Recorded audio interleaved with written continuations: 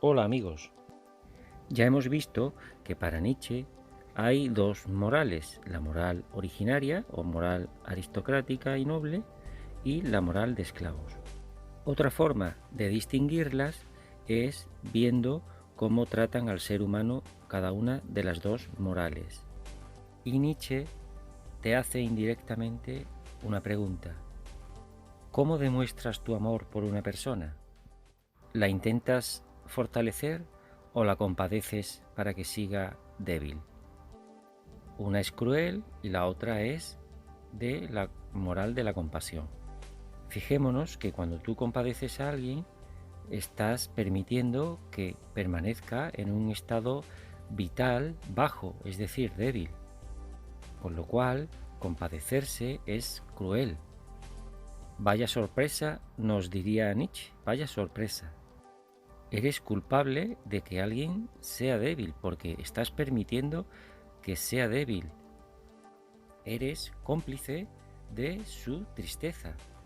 Entonces la compasión es odio.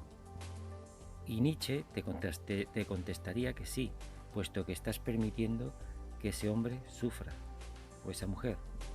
Vemos aquí por qué la filosofía de Nietzsche ataca nuestros sentimientos, no nos deja indiferentes. Entonces vemos que la moral aristocrática nos hacía fuertes, pero nosotros la vemos como crueles, y la moral de esclavos nos hace débiles, pero la vemos como buena.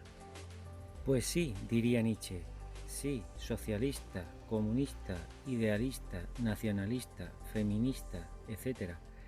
Mejoradores del ser humano, valoráis bajo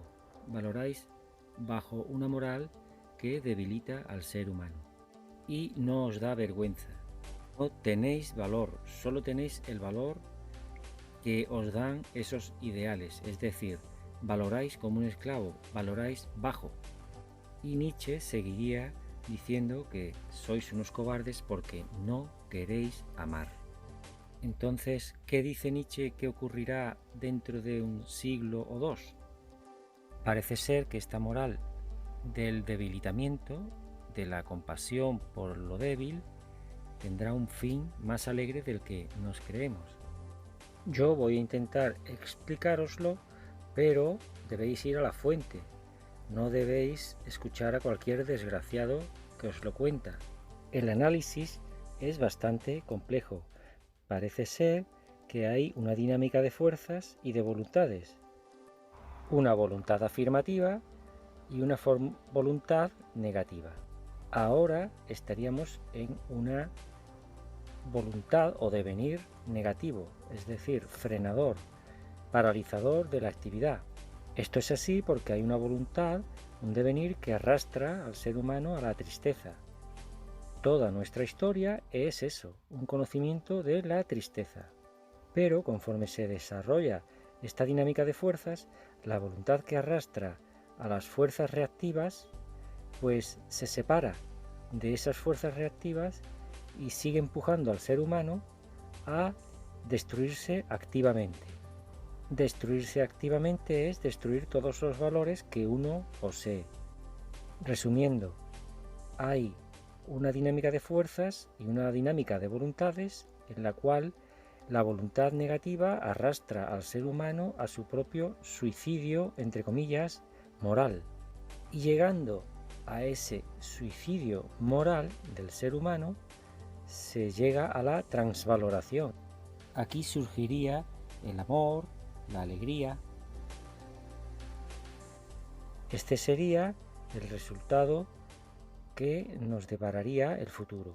Una voluntad, un nihilismo que nos arrastra a nuestro suicidio moral.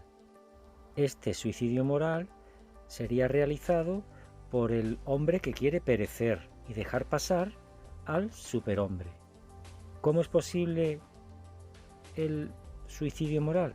Pues porque el conocimiento es el que nos ayuda a saber que existe otra voluntad afirmativa, otra voluntad del amor. Es decir, que el mismo nihilismo es una fortaleza que adquiere el ser humano para conocer que existe otra voluntad afirmativa y que es la que nos da alegría.